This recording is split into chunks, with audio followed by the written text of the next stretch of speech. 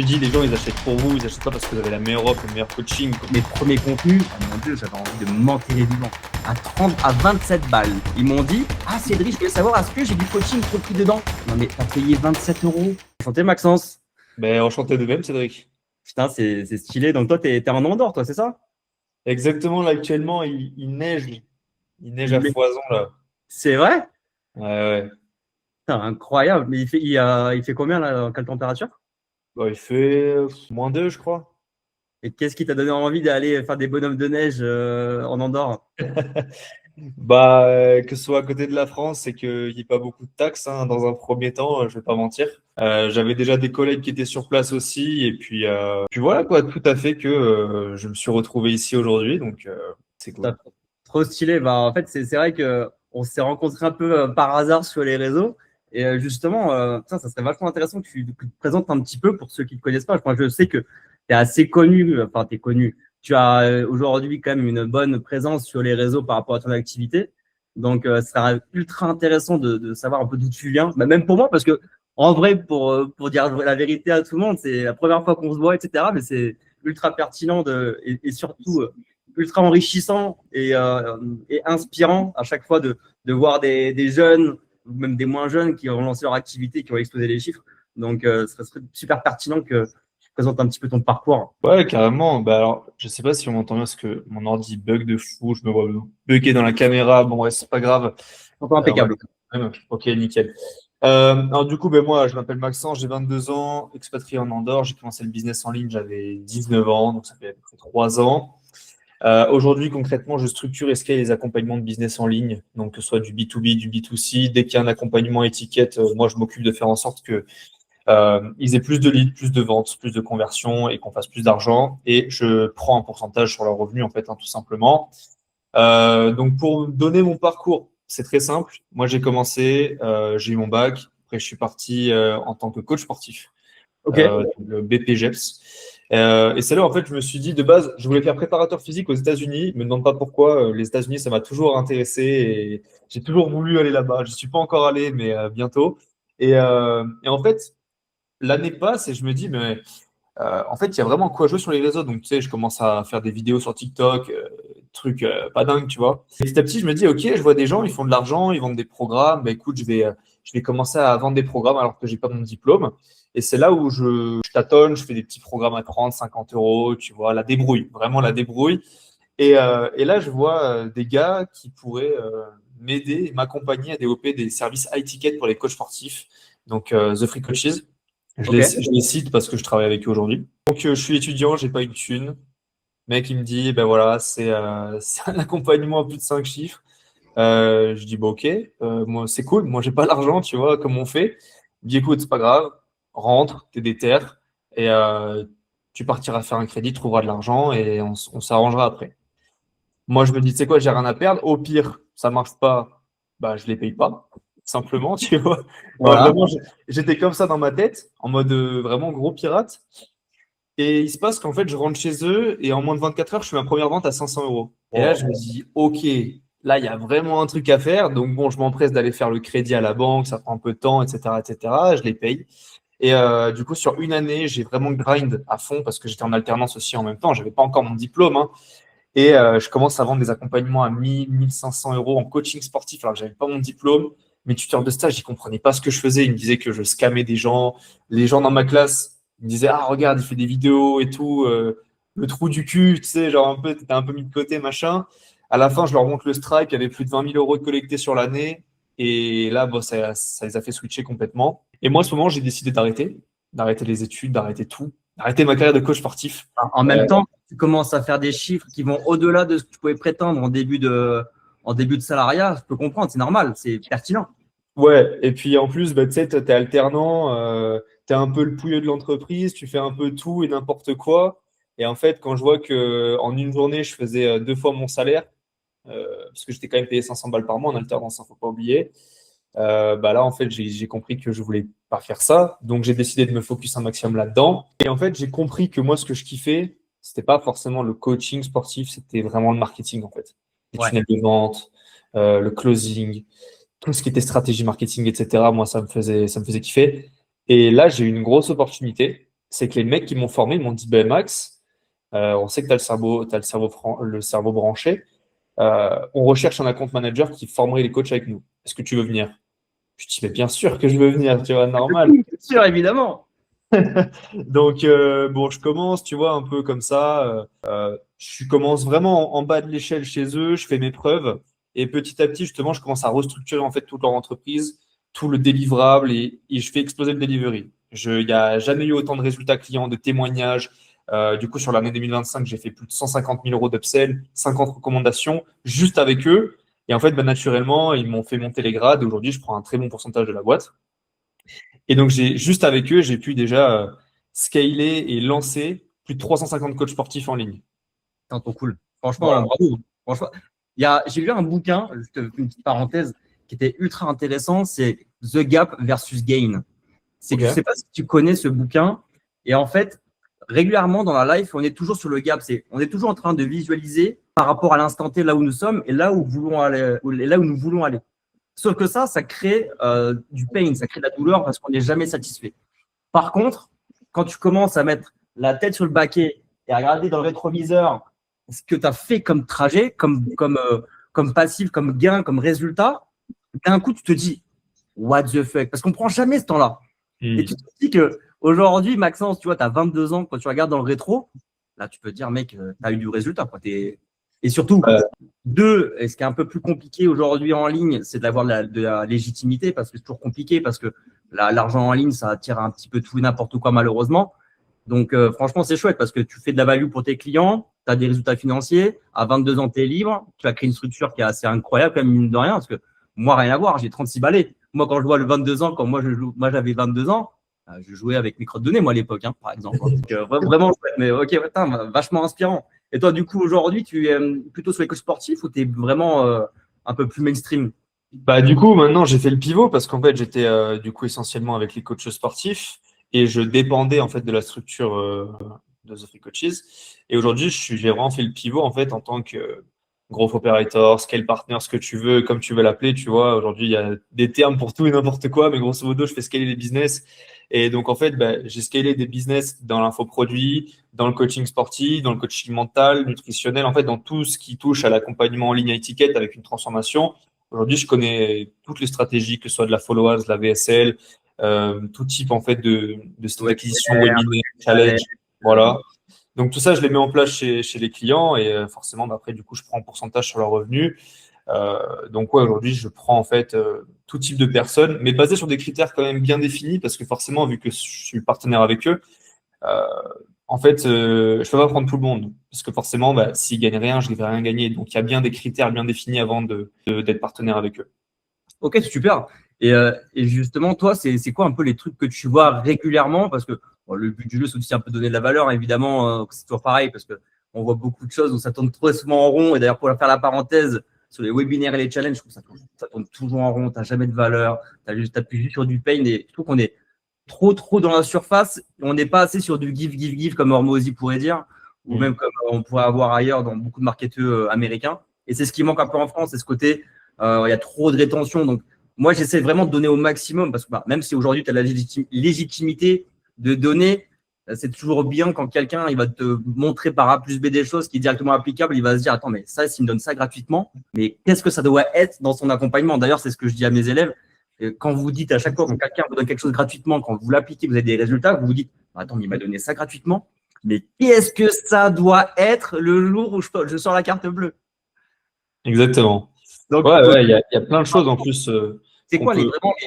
si tu avais 3 points dans un business que tu vois régulièrement, qui est tout de suite applicable, ça serait quoi à chaque fois quasiment, allez, 90% du cas, où tu as 20% qui va te rapporter 80% des résultats en mode Pareto time. Un truc que personne ne dit, mais c'est l'offre. L'offre, en fait, beaucoup arrivent, ils ont une offre, mais en fait, quand tu mets les mains dedans, c'est pas clair, c'est pas précis, les gens ne comprennent pas forcément. Et en fait, du coup, bah, ça te met une friction de fou. Que tu sois le meilleur marketeur du monde, le meilleur créateur de contenu, que tu fasses les meilleurs webinaires du monde, tout ce que tu veux, ton offre, elle n'est pas claire, elle n'est pas market fit, ça amène pas une vraie transformation et le pricing, il n'est pas du tout aligné avec ça, au prix du marché.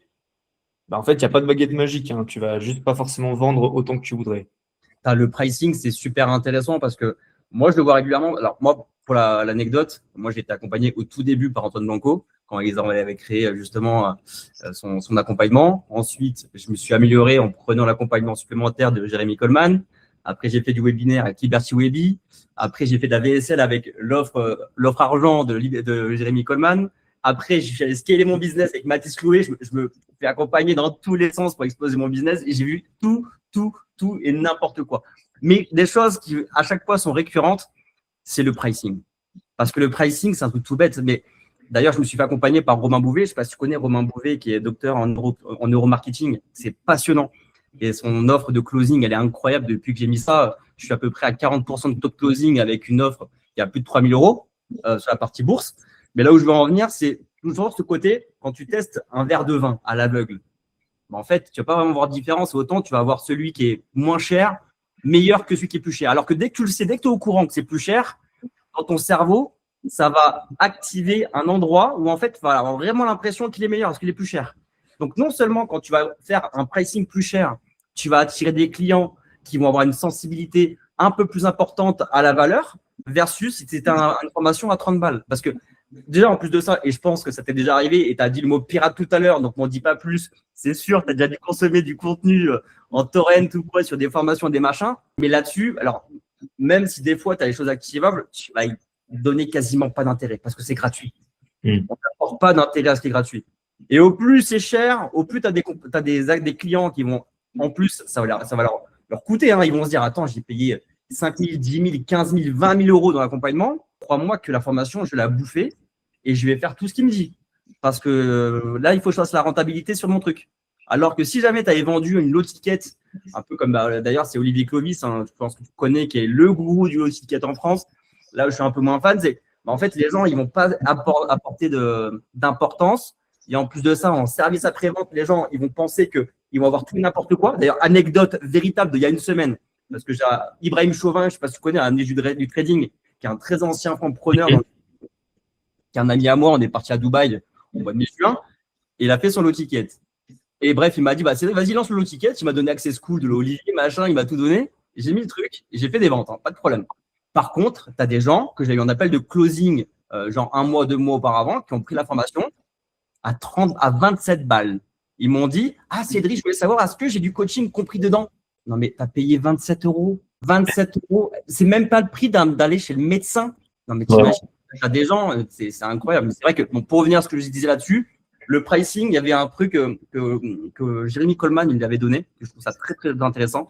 C'est pour faire un premier pricing, c'est partir sur une base à partir de combien, de quel prix, jusqu'à combien tu serais capable de le vendre. En gros, en termes de le descendre. Tu penses à un chiffre, tu multiplies par 3, et là, déjà, tu as une base normalement sereine. Et ensuite, Mathis Clouet disait une chose qui est très intéressante, et c'est comme ça que j'ai fait mon pricing, c'est tu vas faire du closing, et tant que tu n'es pas à 30% de taux de closing, parce qu'admettons, tu es à 60%, dès que tu es au-delà de 30%, c'est que ton offre n'est pas assez chère. Donc, en gros, prenez ce truc-là, vous prenez un prix, vous le descendez au minimum que vous puissiez, vous multipliez par 3, une première base, vous faites une cinquantaine de closing, vous voyez où est-ce que ça en est, et vous augmentez crescendo de 10% en 10%. Et après, vous checkez votre taux de closing, c'est très important de traquer. Et là, vous aurez un bon pricing a posteriori. Et justement, pour faire le relais sur ce que tu viens de dire, très important de traquer. Tu me disais, qu'est-ce qui revient le plus souvent chez les business? C'est qu'ils ne traquent rien du tout, en fait. Ils ne traquent rien du tout, c'est que du pif. Ils ne savent pas. En fait, moi, quand j'arrive, je leur demande c'est quoi ton coût par appel, c'est quoi ton CAC, c'est quoi ton pourcentage de call, etc. Ils ne savent rien du tout. Ouais, donc on peut rien faire avec ces gens. Ton taux de marge, etc. Et d'ailleurs, et ça, je me bats d'ailleurs même avec des gros infopreneurs trading, parce que moi, c'est mon business initial. Hein. Aujourd'hui, je gagne à peu près 20 000 euros par mois avec mon business Club VIP Finance, qui est ma page de bourse sur laquelle on s'est connus. Là-dessus, j'ai connu beaucoup de gens, et que c'est encore le cas, des gens qui gagnent 50 000 euros par mois. Ils sont sur iClose, d'ailleurs, c'est le logiciel de closing par excellence, mais ils n'ont même pas différencié le lien d'appel pour déterminer d'où vient le client. Est-ce qu'il y a des newsletters, de YouTube, Instagram, TikTok, LinkedIn? Ils n'ont même pas une foutue connaissance de leur data. C'est la base du truc. C'est la base. Personne qui bricole, et je me dis l'argent qui dort, parce que non seulement ils ne font pas ça, mais en plus, ils ne vont même pas faire de nurturing post-closing qui a été HS, parce que moi, je pense que tu le sais aussi, de toute façon, je ne t'apprends rien, mais on sait très bien qu'il y a uniquement 20% des gens que tu as eu en appel qui vont prendre tout de suite. Et encore, je ne suis même pas sûr de cette stat, mais en tout cas, on est extrêmement faible. Et la plupart du cash qui dort, il est dans les closings que tu as loupés et que tu n'as pas voulu aller nurturer, envoyer de la valeur une fois par mois, garder du lien. Moi, le nombre de personnes que j'ai eu grâce à ça, simplement parce que je leur dis tiens, bonne année, tiens, on s'est vu, ça donne quoi, machin, je t'envoie une vidéo en fonction. Et les gens, ils se disent putain, ils s'intéressent à moi. Et tout le monde se pense un peu différent et se dit putain, ils s'intéressent à moi, trop bien, quoi. Et juste parce que tu as mis ça sur au pire, tu n'as pas de logiciel. Google Sheet, frérot. Google Sheet, tu mets ton commentaire post-closing, c'est terminé. Mais les gens, ils oublient trop que le business d'info coaching, c'est de l'humain avant tout. Hein. C'est de l'humain. Et comme tu l'as dit, il y a très peu de personnes qui prennent directement sur l'appel. Et en fait, il y a trop de personnes qui font les cataris. C'est-à-dire qu'ils ont un lead, il n'a pas pris rendez-vous, bah, tant pis. Ils ont payé le lead 10 euros, bon, tant pis, c'est pas grave. Jamais ils vont se dire je vais le relancer, je vais le nurturer pour qu'il me réponde. Non, pour eux, ils font les cataris, en fait, ils jettent de l'argent par la fenêtre, quoi. Et encore, le 10 euros, c'est quand tu as un lead ultra peu cher, parce que 10 euros pour avoir fait des webinaires, tu es plutôt autour de 17 balles le lead, et avec un taux de show-up, et encore s'il est extrêmement bon, à 40% plus. Donc, le coût du lead, le coût par appel, en général, il est plutôt autour des 400 balles, 300-400 balles, en fonction d'eux. Et ils se disent, bah voilà, c'est pas grave, il a fait nos shows, il ne me donne pas de réponse, machin, on s'en bat les couilles. Moi, ça me rend dingue. Je me dis, mais les copains, vous pensez pas comme des entrepreneurs. Vous pensez comme excuse-moi du peu, mais comme quelqu'un qui a découvert un truc, un système, un machin, argent facile, mais pense comme un business. Et c'est trop de problèmes, en fait. Et alors que le jour où ces gens, ça va snap dans leur tête, là, ça fait une différence. Mais c'est que les gens ils ont trop ce côté, malgré qu'ils aient un business, ils ont trop ce côté dopamine tout de suite, instantané. Ils vont se dire, moi, je veux tout de suite maintenant. Ils ne pensent pas sur le long run. Ils ne pensent pas sur le long terme. Alors que c'est le long terme qui fait toute la différence. Une boîte. Et d'ailleurs, j'avais cette conversation avec un de mes meilleurs amis qui est agent IMO. Quand je me suis lancé il y a 2 ans, moi, je pensais trop à mon chiffre d'affaires mensuel. Il ne faut pas penser en mensuel. On est une entreprise, tu penses à l'année. Tu penses à l'année parce que tu as des mois creux. T'as des mois creux. J'ai fait des mois à 25 000, j'ai fait des mois à 0. Alors, OK, ça te dit une chose, c'est que tu as probablement fait de la merde parce que quand tu as un gap autant, voilà. Mais il faut avoir l'humilité de te dire, OK, autant j'ai fait de la merde, je ne suis pas le meilleur du monde parce que c'est une chose que Oussama Hamar, on n'aime pas. Le meilleur scoring dans le business, c'est le cash. Tu as du cash, tu as raison. Tu n'as pas de cash, tu n'as pas raison. Et ça, j'aime beaucoup cette analogie. Ouais, non, mais 100%. Et comme tu dis, les gens, en fait, ils pensent pas du tout à ça. Mais en fait, à chaque fois que tu regardes, je sais pas, genre, un business qui veut scaler, juste tu regardes les datas, juste avec une data qu'on va venir optimiser, tu peux faire x2 sur leur business. C'est très, très simple, en fait. C'est alors qu'on n'a rien fait, on a juste structuré un minimum, quoi. Et c'est quoi les 3 datas vraiment que tu regardes, que limite que tout le monde peut se dire, OK, bah vas-y, tu n'as pas besoin de sortir de Saint-Cyr pour commencer à aller chercher un petit levier intéressant? Bah, le show-up, déjà. Il y a Ouais, trop de personnes, ils ont un show-up répugnant, vraiment, c'est terrible, parce qu'en fait, ils ont zéro structure, ils ont zéro process une fois que le call a été booké. Donc déjà, le show-up, tout ce qui va être satisfaction client, ça on oublie trop, mais du coup, l'upsell, la LTV, tu peux doubler ton business en gardant exactement les mêmes stats en dépensant zéro, mais vraiment zéro. Et après, non, c'est surtout ces deux-là, quoi. Le CAC après, mais le CAC, c'est vraiment en fait, c'est ce qui va te dire si ton offre est bonne ou pas, littéralement. Et d'ailleurs, ça, je prends directement de Mathis aussi parce que moi, j'aime beaucoup ce qu'il propose et il prend beaucoup de choses inspirées des US. Pour le taux de show-up, en plus, tu as une chose qui est extrêmement simple. C'est dès que dès que le lien de closing a été envoyé et que la personne a pris le call, bah, tout de suite, comme avec ta iClose, bah, tu le connectes avec ton Slack éventuellement, ou alors que, comme tu veux, tu as tes mails, ce que tu veux. Moi, je le mets sur mon Slack. Tu as là-dessus sur le téléphone. Tu envoies tout de suite un message sur WhatsApp. Tout de suite, tu as vraiment ton nom, ton prénom, ta photo, ton machin. Tu envoies de la valeur. Tu dis, ouais, tu seras bien là, etc. Et tout de suite, tu crées du lien. Tu montres que tu es là, que tu es présent, que tu es professionnel.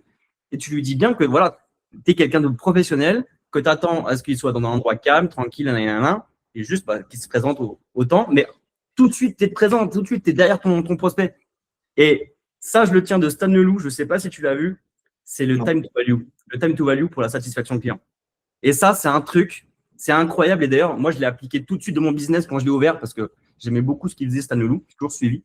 Et c'est vrai, et je me rends compte encore avec mes élèves qui me font le retour, c'est à partir de quand tu as ton onboarding qui est fait, où il peut avoir tout de suite de la valeur activable. Exemple, business de bourse. Ça peut être long avant de commencer à choisir un portefeuille pour investir. Toi, Là, tu te dis, bon, vas-y, let's go, mais je vais me taper je sais pas combien de temps avant de commencer à pouvoir implémenter des choses. Et ben, tout de suite, avant de passer dans l'introduction, tu dis, OK, pour investir en bourse, il faut ces deux choses-là, à minima. Ouvrez-le tout de suite sur Trade Republic ou Bourse Direct, ce que tu veux. Paf, tout de suite. En fait, paf, tu peux implémenter un truc. Et là, dopamine à mort. Et le mec, il se dit, what the fuck, il en prend dans la gueule. Il va se dire, mais attends, mais what the fuck. Et en plus de ça, si à ça, tu vas rajouter un petit appel d'onboarding où tout de suite, tu dis, OK, tu vas faire ça, ça et ça. En fait, tu te montres limite pendant une semaine à fond parce qu'on sait très bien que sur 100% des formats des élèves ou des clients, ce que tu veux, tu les appelles comme tu veux, il n'y en a que 20% qui vont consommer le contenu. On le sait, c'est toujours comme ça. Tu as toujours des touristes. Et tant mieux, parce que ça fait limite des gens qui sont là, ils sortent la carte bleue, comme disait Michael Wu lors du podcast avec Mathis. Et moi, je les adore, moi, ces clients-là. Mais sauf que ceux qui sont contents, extrêmement contents, c'est eux. Donc, tu as besoin des témoignages, des avis, et tu profites de cette hype pour aller collecter du témoignage. Et du coup, voilà, le time to market, c'est un truc, je pense que tout le monde doit y penser. Donc, réduire ce temps avant, lors de l'onboarding pour que tout de suite, ils puissent implémenter un petit truc pour créer de la satisfaction client. Bien sûr, bien sûr. Mais même, tu dis 20%, mais c'est beaucoup moins. C'est beaucoup moins que Ouais. 20%. Ouais. Bon, le nombre de personnes que j'ai pu avoir qui ont payé en pif, ils payent les sous en pif et tu les entends plus, tu envoies des messages, tu relances, il n'y a plus personne. Tu as l'impression que c'est comme à la salle de sport. Tu as les gens, ils viennent au 1er janvier, ils disent OK, nouvelle résolution. Et un mois plus tard, tu n'as plus personne. Bah là, c'est encore pire. Ils s'inscrivent, j'ai l'impression, pour se déculpabiliser. Et derrière, bah, en fait, il n'y a plus personne. En fait, ils achètent un rêve, mais ils sont pas prêts à mettre en place les actions pour atteindre ce rêve. Et d'ailleurs, moi, je pense que toi, tu as créé ton activité en ligne aussi pour être libre. Combien tu envoies des entrepreneurs qui sont en dessous des 10K ou même au-dessus, mais qui, en fait, tu vois, ils sont esclaves complets de leur business? Énormément, mais tu sais que même moi, il n'y a pas longtemps, j'étais encore esclave, j'étais tout le temps sur mon ordi. Et ça, justement, donc toi qui as été formé chez Jérémy Common, j'imagine que tu connais Mehmet. Ouais, ça fait. Bah, Mehmet, aujourd'hui, je le suis, tu vois. C'est un gars que je fais scale. Et donc, lui-même m'a justement coaché par rapport à ça. Et mais en fait, pour faire plus, faut travailler moins, entre guillemets. Parce que cette croyance de te dire, faut travailler plus pour gagner plus, en réalité, elle est complètement fausse. Complètement. D'accord. Faut juste bien structurer, faut travailler au bon moment, de manière bien structurée. Et justement, moi avant, je travaillais beaucoup trop. Et du coup, j'étais beaucoup trop dispersé dans ce que je faisais, donc j'étais pas vraiment à 100% partout. Donc j'avais beaucoup de déchets, tu vois. Et le pire, c'est que comme du coup, j'avais beaucoup de temps, entre guillemets, de travail, ben, je structurais rien. Et je me dis, bah, tu sais quoi, au pire, c'est bon, je le fais, je le fais, je le fais. Alors que le fait de te dire, non, bah, du coup, tu vas travailler moins, bah, ça te force à créer des process, à automatiser des trucs, à déléguer. Et c'est là où, en fait, tu grandis. C'est ça qui est assez fort. Bah, c'est clair, bah, c'est pour ça que c'est ultra important de créer un système, en fait. De créer un système, de déléguer les éléments qui sont là où t'es pas dans ton éclair de génie, t'es pas dans ta zone de génie. Par exemple, quand tu as un business de coaching en business ou même en investissement, ce que tu veux, tu n'as aucune valeur ajoutée de faire ta prospection, de faire ton setting. Tout de suite, tu le délègues ce que tu peux. À partir du moment, et surtout, tu le processes, tu mets un onboarding complet pour ton setter, ton closer, ce que tu veux, et tu n'as plus besoin de le sortir. Et d'ailleurs, c'est une des premières choses que j'ai pu avoir quand moi, je m'étais fait accompagner par Mathis, c'est bah, tu crées un espace d'onboarding. Et quand je l'ai créé, quand j'ai commencé à prendre des setters, ils se sont dit, mais what the fuck, c'est trop bien. Parce que le nombre d'infopreneurs ou d'agences qui n'ont pas d'onboarding, qui sont en mode bricolage, bah, c'est comme quand tu es dans un entretien d'embauche, mais dans l'autre sens. La première impression fait tout. Donc, si il voit que ton truc il est carré, il va se dire déjà, lui, même si je vais peut-être je vais prendre du temps avant de commencer à prendre mes commissions, le temps de comprendre le process, etc., d'avoir des liens de closing avec des bons leads qualifiés, bah, il va se dire, ça vaut peut-être le coup que j'en chie un peu plus, 2 semaines de plus, ou que j'ai un peu moins de commissions, ou ce que tu veux, parce que tu vois que le mec, il est carré. Tu vois? Et de tout être carré, d'avoir un contrat stable, bien carré, où justement, tu vas faire du malus. Ça, je le chope de Liberty Wavy. Je ne sais pas si tu le mets en place. Pour les closers, les setters, s'ils ne remplissent pas le dashboard de KPI de fin de journée, bah, en fait, ils ont un malus. Donc, ils vont avoir du malus sur la commission de closing qu'ils ont pu avoir au détriment de. Ah ouais. Non, je ne faisais pas ça, mais c'est super intéressant. Ouais. Ou alors, tu mets des bonus qui sont activables uniquement si tu as respecté ton tracking de tout le monde. Et c'est vachement intéressant parce que, comme on disait tout à l'heure, tu n'as pas de data. Bah, c'est comme si tu es pilote, mais tu n'as même pas de GPS, tu n'as pas de point de repère, tu n'as pas de carte, tu n'as rien. Qu'est-ce que tu veux faire, frérot? Et comme tu dis, il y a tellement de personnes aujourd'hui dans cette sphère qui bricolent, mais même à des niveaux, des fois, genre 50, 100 cas par mois, il y a des mecs, c'est des bricolages. Hein. C'est ça qui est fou, hein. Moi, j'en connais, hein. C'est pour ça que je te dis ça. Mais du coup, quand tu parles de scaling, toi, tu parles de créer un système, c'est quoi? C'est surtout mettre des équipes en place? Ça consiste en quoi? Parce que quand on pense scaling, malheureusement, c'est un mot qui a été qui a un peu été galvaudé énormément par tout le monde, par tout et n'importe quoi. Tu vois, tu as des gens qui vont dire scaler, c'est pas de la croissance. Scaler, c'est pour en même temps passer et sans avoir plus de staffing, avoir plus de clients. Enfin, c'est quoi exactement ta définition du scaling pour commencer? Ouais, bah, c'est le mot croissance, en fait. C'est genre vraiment faire croître le business. Donc, si tu veux, ça peut être sur plein de points. Ça peut être scaler son delivery pour qu'il y ait du coup plus de résultats, plus de recommandations, plus d'upsell. Ça peut être scaler son acquisition, scaler son équipe, scaler son contenu. En fait, il y a plein de choses. Mais aujourd'hui, quand je parle de scale, c'est vraiment la croissance de la boîte. Donc, comment la faire passer de potentiellement 10 à 50, de 50 à 100, de 100 à 200, etc. Et forcément, selon le palier et le business model, bah, tu n'auras pas les mêmes choses à mettre en place chez l'un ou chez l'autre. Voilà. Et c'est pour ça que c'est super important d'établir vraiment les goulots d'étranglement dans un premier temps pour appuyer dessus le plus vite possible et comme tu dis, avoir des quick wins rapidement. Et après, du coup, ben, pouvoir voir, OK, ben là, c'est l'équipe le problème. Ben, du coup, il va falloir restructurer les process en interne, l'équipe, ce que doit faire la personne, potentiellement comment tu payes l'équipe aussi, super important. Il y en a beaucoup trop qui perdent de la marge pour rien du tout sur des équipes. L'acquisition, peut-être qu'il y a un gars, il est que sur ce système d'acquisition depuis le début et qu'en fait, s'il était sur un autre en même temps, peut-être qu'il ferait x2. Ça dépend de beaucoup de choses, en fait. C'est vrai que c'est important le staffing, comme tu dis, parce que j'ai encore vu c'était un texte d'Hormozy qui en parlait. Hein, on parle beaucoup d'Hormozy parce qu'évidemment, c'est un peu le gourou pour nous, les marketeurs.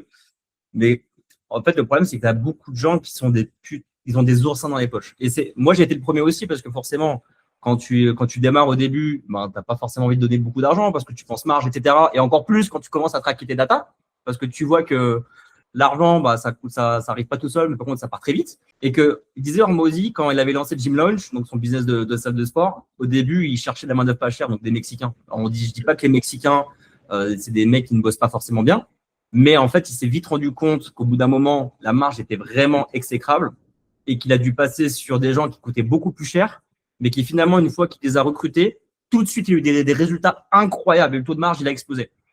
Et parce que ça va s'expliquer aussi par plusieurs choses, parce que un setter ou un closer que tu payes mal, alors que tu as une offre qui coûte vraiment bonbon, bah derrière, si tu le payes mal, il va pas être commit.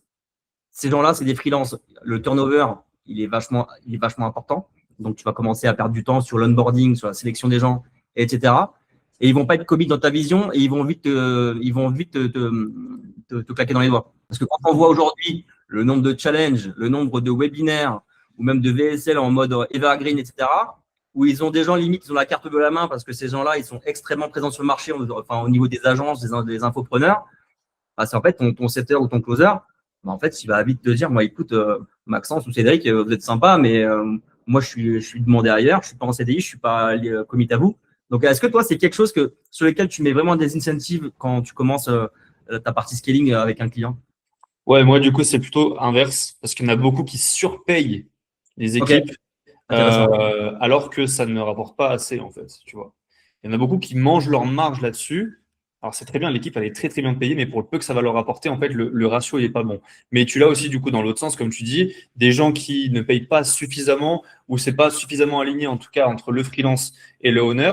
Et du coup, ben, ils ont un turnover de fou, rien n'est carré, ça avance pas. Et forcément, ben, en fait, c'est juste, tu sais, tu commences à avancer, puis tu retombes. Tu commences et tu retombes tout le temps, tout le temps, tout le temps. Donc, ça peut être dans les deux sens. Mais je le Ouais. retrouve souvent plus chez les gars, en tout cas, qui ont déjà une équipe.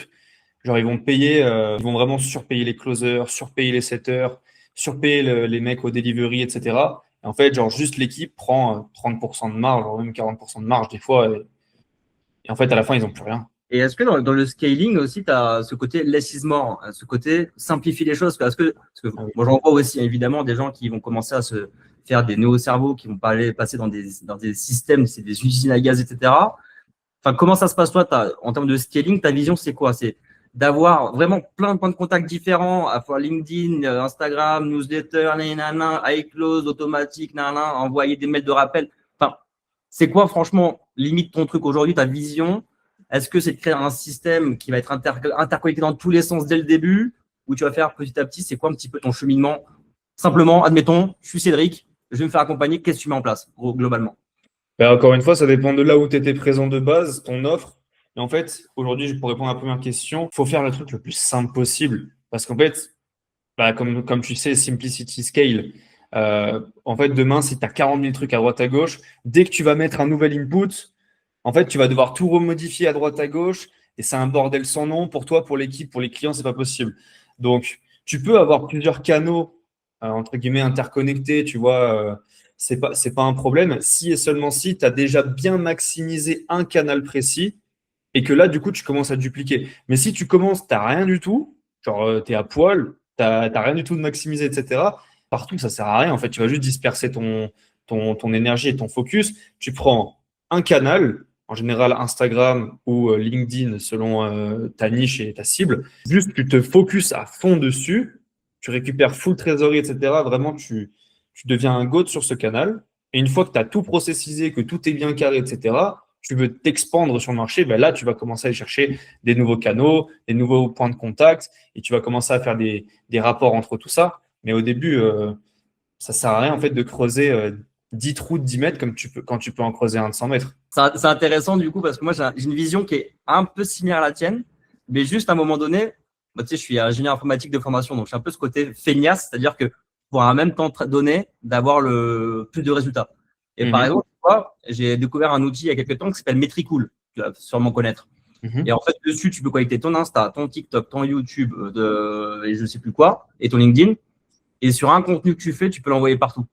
Ok. La même légende, le même machin. Donc, en gros, même si tu n'as pas envie de faire de contenu sur YouTube ou TikTok, etc., parce que on sait que TikTok, aujourd'hui, l'audience, elle est très jeune. Mais encore une fois, il faut penser long run. OK, aujourd'hui, ton audience, peut-être qu'elle a 30 ans. Enfin, ton avatar, il a 30 ans.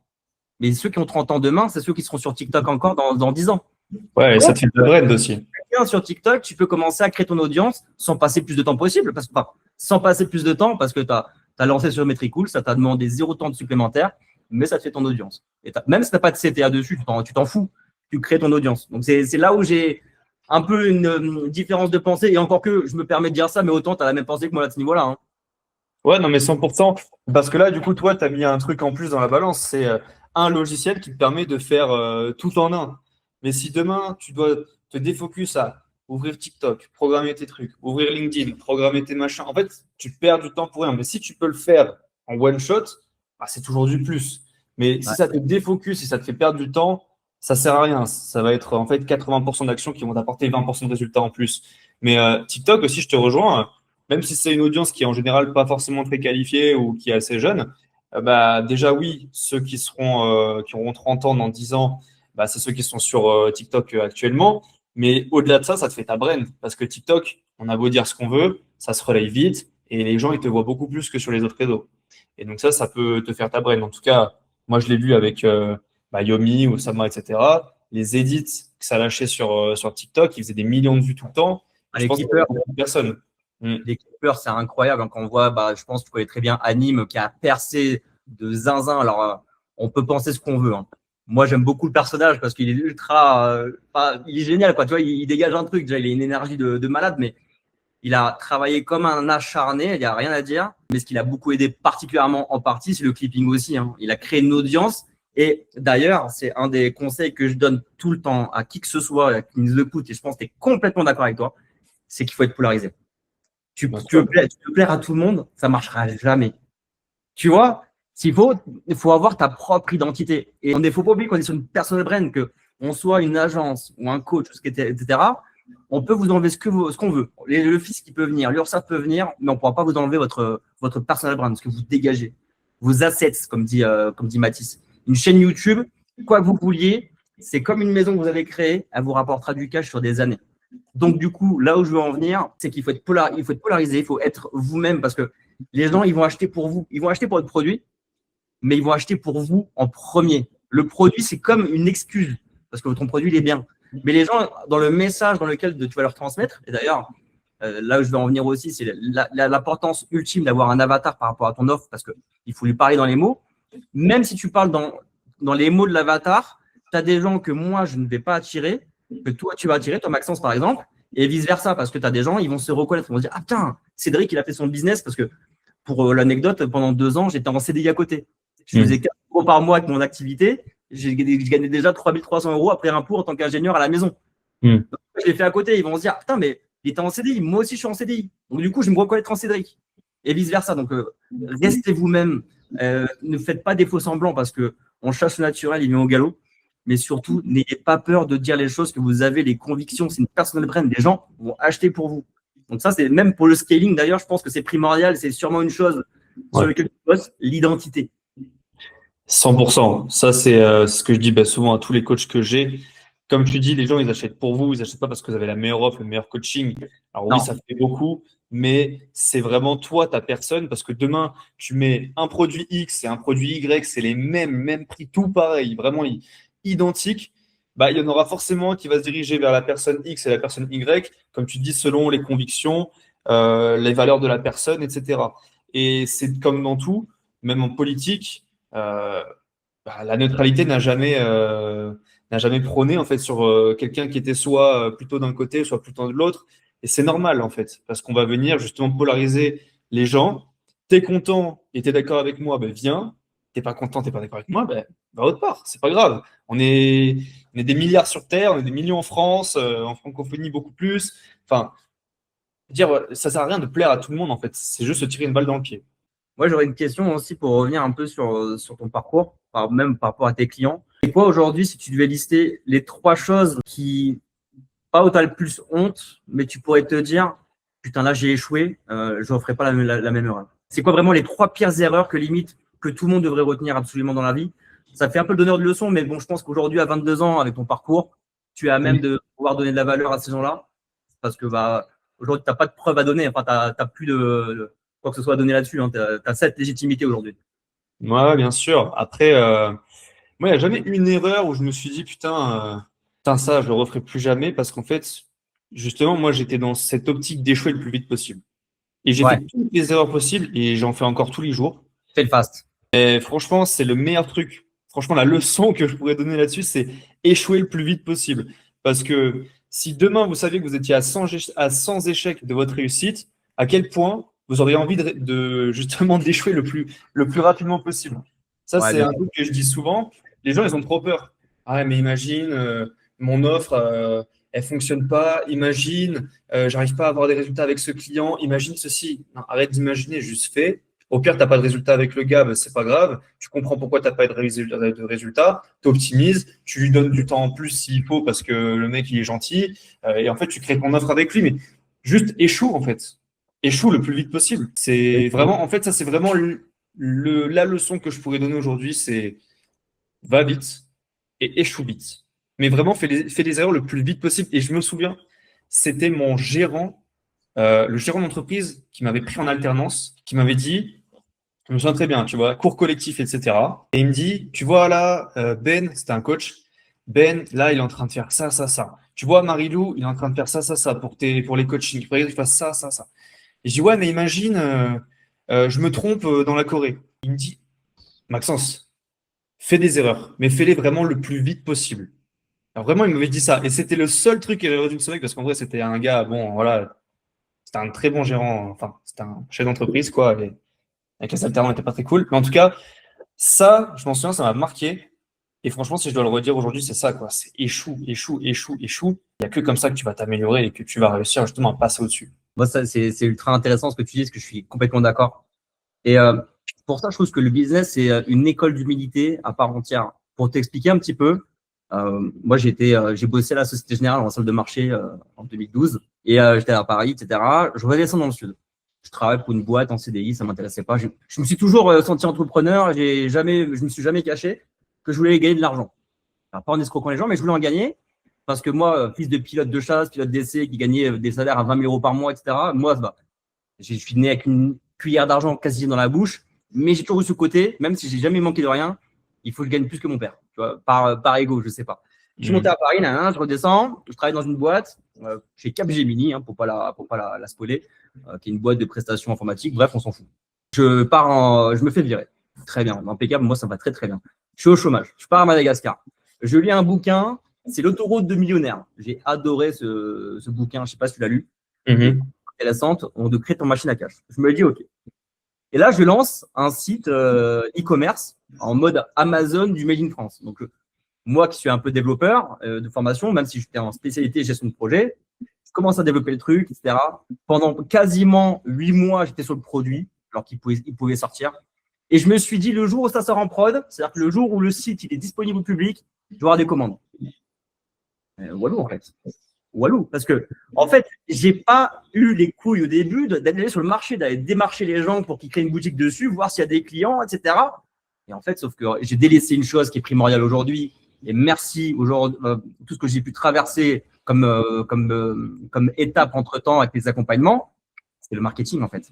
Et le marketing, il est où? Les créations de contenu, personal brand et proximité avec les gens. Et montrer ton produit. Et si je l'avais su de me dire, mais au lieu de faire ton produit, de casser les cacahuètes, avant même limite de faire ton produit, va voir si tu as des gens déjà qui veulent créer leur boutique chez toi, parce que est-ce qu'ils ont besoin de toi? Et est-ce que tu as des gens qui seraient prêts à acheter? Parce que entre quelqu'un, et d'ailleurs c'est quelque chose que j'ai vu encore il n'y a pas longtemps sur quelqu'un qui vend du SaaS et qui disait une chose. Admettons, tu as une shortlist de personnes qui ont répondu à un formulaire parce qu'ils sont intéressés par ton SaaS potentiellement. Mais entre la shortlist des gens qui sont intéressés par ton SaaS versus ceux qui sont prêts après ensuite à sortir la carte bleue pour payer, c'est 2 salles, 2 ambiances. Donc, au lieu de te faire chier à créer un produit dans ton coin, dans ta cave, en mode Mark Zuckerberg, aujourd'hui, ce qu'il faut faire, c'est, au lieu de te faire chier à faire un produit, le faire bien, et même faire un petit MVP qui va prendre une plombe et à le proposer, t'en fais 10. T'en fais 10 rapidos. Aujourd'hui, on a des outils qui sont incroyables en no-code. On a Bolt, on a Cursor, on en a plein. En fait, tu shippes tout. Et là, tu vas voir vraiment si ton marché il est bon. Parce que tu vas perdre de temps. Et d'ailleurs, c'était Antoine Blanco qui m'avait appris à l'époque. Encore une fois, on n'aime pas la personnalité. Mais il proposait une chose, c'était avant de créer votre formation, créer votre compte Instagram, créer du contenu juste de valeur et voyez s'il y a des gens qui sont réceptifs.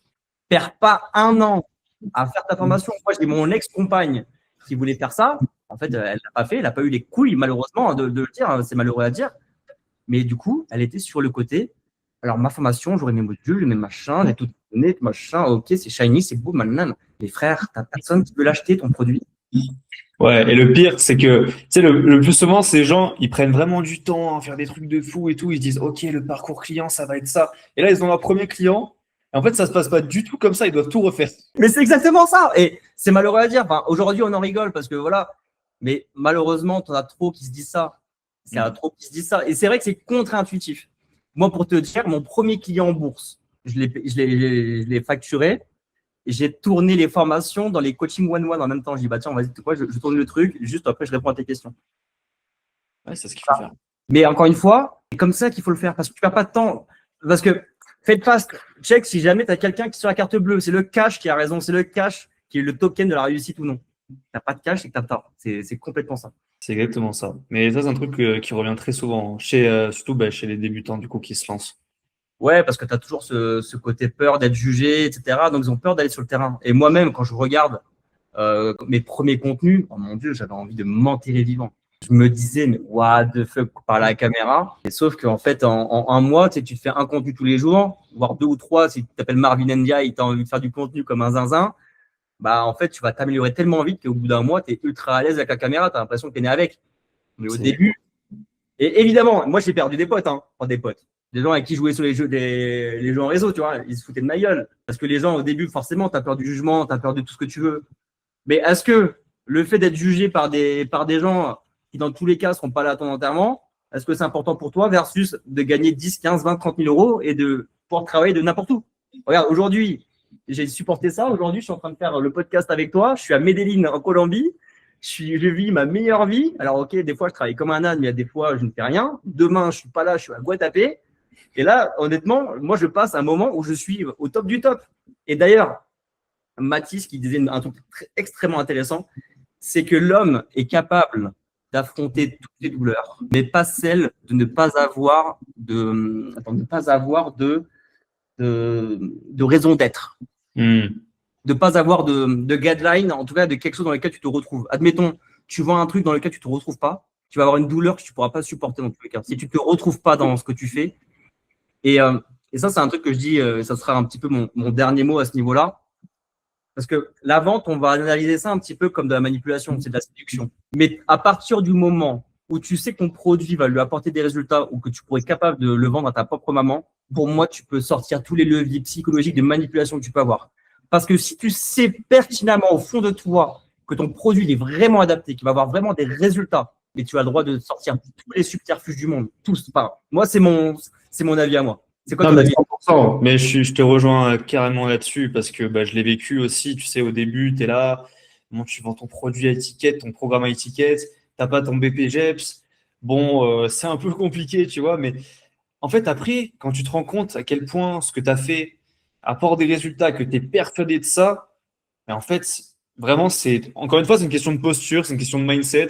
Et je pense que c'est le plus important aujourd'hui dans ce business, c'est à quel point, justement, tu es convaincu de ton produit, à quel point tu vas être convaincant, en fait, d'amener les gens avec toi. Et ça passe que par de la posture, que par du mindset. Et il y en a beaucoup trop qui pensent que, en fait, il y en a beaucoup trop qui pensent que par le marketing, que par la vente. Mais en fait, avant tout, genre la base du truc, ça va être ton énergie, ça va être ton mindset, ça va être ce que tu dégages toi. Et comment, à quel point tu es clair avec toi-même. Exactement. Ça, c'est vachement intéressant. Et évidemment, je mettrai tous les liens concernant Maxence et son accompagnement et ses différents réseaux en description, bien évidemment. Et c'est vrai que c'est quelque chose qui revient souvent, hein, c'est ce côté conviction. Et c'est important parce que ça se sent au téléphone, ça se sent en visio. Comme quand tu le sens quand tu as un sourire au téléphone, tu le sens quand quelqu'un est au téléphone. Et ce côté connexion, je pourrais pas le dire combien c'est important, ce côté connexion et d'avoir ce lien. Et c'est pour ça que ce côté formation simple, ça ne fonctionne plus aujourd'hui. Parce que les gens, ils veulent du lien, ils veulent de la proximité. En plus, le marché, il est éduqué. C'est pour ça que, d'ailleurs, c'est quoi ton avis sur les webinaires et challenges? Moi, ça m'intéresse pour le coup. Parce que moi, pour le coup, moi, mon truc, c'est que je n'y crois plus du tout. Franchement, les challenges, c'est plus ce que c'était, entre guillemets. Genre, ça a bien raflé le marché pendant quelques temps. Mais en vrai, je trouve que ça sert à rien. Honnêtement, voilà. Par contre, le Webby, c'est toujours intéressant, mais en full froid, vraiment que du cold, Ouais, t'as c'est très peu de taux de show. en call, c'est compliqué. Très compliqué. Par contre, faire un Webby d'activation, tu vois, genre sur une base mail, une base Instagram organique, des mecs qui te suivent depuis 5 mois, Ouais, ouais. voilà, ça c'est bien. Tu vois, pour faire un gros pic, relancer toutes les personnes que tu n'as pas closées, toutes les personnes qui dorment un petit peu dans ta base mail, etc. Ça, c'est un très bon point, mais tu peux pas en faire toutes les semaines. C'est con. Tu vas vaut mieux faire de l'evergreen tranquillement et tu relances une fois tous les 3, 4 mois sur un Webby, tu fais un gros pic, ça fait plaisir, tu vois. Moi, je le vois que comme ça, le Webby. Parce que moi, j'ai fait des webis en full froid, avec Business Manager, sortir tes ads, c'est parti, sur des gens qui sont pour qui tu es un no-name, ça marche très, très peu. J'ai eu de la renta, mais qui est pas rentable vis-à-vis de l'énergie que tu mets, parce que quand tu fais un webinaire, en plus, tu mets en place un groupe WhatsApp que tu vas devoir nurturer pour créer de la hype. Tu vas devoir être présent avec une énergie folle. Tu vas devoir être présent pour les closings et malheureusement, tous les touristes qui vont essayer de gratter le maximum de choses et qui vont pas vouloir payer la carte bleue. Et versus quelqu'un que j'apprécie énormément, que j'admire beaucoup, qui est Boursogramme, qui est un coach bourse, qui est un ami à moi aujourd'hui, qui fait lui du webinaire en mode retargeting de son audience déjà acquise sur Instagram et sa base mail et school. Et là, ça fait toute la différence. Il fait du 80K plus en mensuel quand il fait un webinaire. Hein. C'est lui. On est dans le mastermind. Donc, je vois que c'est. Bon, du coup, ça va quoi ton mot de la fin aujourd'hui, Maxence? Le mot de la fin, je déteste faire les mots de la fin. Non, franchement, très intéressant. Comme tu l'as dit, on ne se connaissait pas au début. C'était une très bonne discussion parce que forcément, on est dans le même milieu. Et quand on a deux mêmes niveaux d'énergie ou deux niveaux de connaissances, forcément, ça matche bien. Et on ne parle pas chinois, en fait. Donc ça, c'est très cool. Très bonne personne. On restera en contact. Et puis, qui sait, on refera potentiellement d'autres épisodes de podcast. Moi, j'adore ça. Ça me fait vraiment plaisir de parler avec des personnes inspirantes et s'échanger les connaissances comme ça. Donc voilà, c'était le mot de la fin pour moi. Et merci beaucoup, en tout cas, pour l'invitation. Ça fait extrêmement plaisir. Je t'en prie, Maxence. Tous les liens, ils sont dans la description. Je vais tout mettre. Et franchement, allez voir Maxence. Incroyable. Merci à toi. Franchement, j'ai passé aussi un très bon moment. Limite, tu sais, quand tu es en conversation des fois avec des gens, ils vont t'épuiser l'énergie. Moi, au contraire, limite, ça m'a boosté encore plus. Tu vois, je me dis, j'ai l'impression de parler avec mon moi et ça fait tellement du bien. Tu sais, de tout temps, quand tu es entrepreneur, malheureusement, on est très souvent seul. Moi, ça sera mon mot de la fin. C'est entourez-vous des gens qui vous sont bénéfiques. Et c'est d'ailleurs, quand tu prends des accompagnements à 5K, 7K, 10K, des fois, enfin moi, pour en avoir pris quand même pas mal, comme j'ai pu l'évoquer, j'apprends assez peu de choses parce que je sais beaucoup de choses. On a beaucoup de choses d'importantes, d'intéressantes à travers les réseaux, à travers YouTube en mode gratuit. Donc, si vous avez un peu un cerveau bien fait, etc. Par contre, vous allez trouver une ou deux ou trois notions qui vont faire toute la différence. Et c'est aussi bien le cas dans le contenu que limite encore plus dans le réseau que tu crées. Ouais. Surtout le réseau que tu te crées. Franchement, moi, ça a été game changer. Le réseau, et comme tu l'as dit, je suis comme toi. Les accompagnements, j'en ai pris une bonne pelle. Et bah, c'est un peu toujours la même chose qui revient à chaque fois, mais tu sais, t'as une valeur en plus, un truc un peu plus précis que du coup, tu comprends mieux chez l'un, que tu n'avais pas compris chez l'autre. Et en fait, ce mec-là, bah, il a un gars qui va pouvoir t'aider, auquel tu vas pouvoir t'identifier, qui fait que du coup, tu vas avancer. Tu sais, les gens, ils voient pas. Moi, j'en ai parlé justement, et je m'arrêterai là-dessus après. J'en parlais justement avec un ami donc, qui fait aujourd'hui plus de 150K par mois, mais qui voudrait aller à 300, mais qui refuse de se faire accompagner parce qu'il s'est déjà fait trop fait accompagner. Et en fait, je lui ai dit, mais aujourd'hui, si tu ne peux pas aller à 300, c'est que tu n'as pas les compétences, c'est qu'il te manque un truc. Il me dit, ouais, mais qu'est-ce qui me manque que je vais trouver chez quelqu'un d'autre? Et je lui dis, ben, en fait, tu ne sais pas ce que tu ne sais pas. Et je peux t'assurer que si aujourd'hui, tu n'es pas à 300K, c'est qu'il y a un ou plusieurs trucs qui te manquent, que tu vas devoir retrouver chez quelqu'un. Et ça se trouve même chez quelqu'un qui ne fait moins que toi aujourd'hui. Tu vois? Bien sûr. Et ça, l'humilité bon, en bourse aussi, mais en business, c'est primordial en fait. Tu as toujours un truc à apprendre. Mais encore une fois, comme on disait, le marché il est éduqué. Il y a eu beaucoup de touristes, beaucoup de personnes qui font des soi-disant résultats alors qu'ils font R, qui, quand tu vois tout leur discours, tu as zéro valeur, tu as un mode webinaire en 2005. En fait, ils sont tous en apparence, il n'y a pas de valeur, il n'y a rien. Donc, qu'est-ce que tu veux prouver quoi que ce soit? Et les gens, forcément, ils sont méfiants. Et là, la vente, c'est de la confiance dans le produit, dans le fait qu'il puisse y arriver et qu'il puisse avoir et la confiance. Donc, toi, produit et qu'il puisse y arriver. C'est les trois, c'est de la confiance de l'achat. Et malheureusement, c'est compliqué d'avoir une vraie confiance dans le milieu de l'infoproduit aujourd'hui. Et c'est là où justement c'est primordial de faire du contenu, prouver, de la proof, de la valeur. Donne, give, ask, give. Exactement, ouais, mais c'est tellement vrai. C'est un biais psychologique de base hein, dans le livre Influence et manipulation. Je sais pas si tu l'as lu, mais Bien sûr.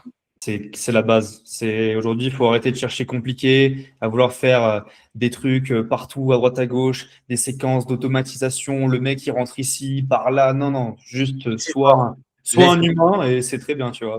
Humain, less is more, give, et ça arrivera tout de suite. Et de toute façon, il y en a beaucoup qui ont peur, tu sais, de donner de la valeur gratuite. Moi, je donne énormément de valeur gratuite en setting, mais moi, j'ai un peu une analogie là-dessus, c'est donne à quelqu'un qui a extrêmement soif une petite gorgée d'eau, il en voudra plus. Et forcément, il va être content parce que tu lui as enlevé sa douleur sur une chose donnée. Il va dire, ah, mais attends, est-ce que ça va soulever d'autres questions? Bah, viens, on prend un call, frérot. Tu vas en call. Exact. Tu t'intéresses à la personne. Tu vois où est-ce qu'elle veut aller, c'est quoi ses douleurs, tu appuies un peu dessus. Tu donnes un petit peu des petits tips comme ça, dopamine, clac. Et voilà, bah écoute, tu rejoins l'accompagnement. Ouais, les compétences sociales. Trop sous-cotées dans ce milieu. Les gens, ils pensent que c'est que du online, pas besoin d'être quelqu'un de très sociable et tout. Mais franchement, c'est ça qui va faire la différence. Et acceptez qu'au début, vous serez éclaté, parce Ouais. que c'est le cas. Vous serez éclaté en contenu, vous serez éclaté en closing, en ce que vous voulez. Mais vous allez vous améliorer. Alors, il y a de l'inné, évidemment, mais c'est dans tous les cas, c'est du skill. Moi, tu sais, je suis très jeu vidéo, World of Warcraft, j'ai beaucoup joué dans ma jeunesse là-dessus. Bah, à force d'aller taper des mobs, à force d'aller faire des instances, tu vas te créer des équipements. L'équipement, tu vas avoir où en instance. Les instances, c'est quoi? C'est des accompagnements. Et tu vas être meilleur. Et tu vas avoir des groupes de 5, 10, 15, 20. Tu vas avoir des raids. En fait, tous tes potes, tes gens autour de toi qui vont aller à la piscine à Dubaï, qui vont apprendre énormément de choses. C'est un mastermind à ciel ouvert. Tu vas dire, OK, et juste la petite chose que tu as appris à la piscine, tu l'implémentes. Et là, tu passes à des caps, c'est juste lunaire. Exactement. Donc, si vous avez envie de scaler votre business, je vous en prie, allez voir Maxence, les réseaux. Si vous voulez avoir un business concret qui fait du cash, également, je le fais. Mais dans tous les cas, aujourd'hui, c'était full valeur. Merci encore à toi, Maxence. Je me répète et on se voit dans une prochaine vidéo. Ciao.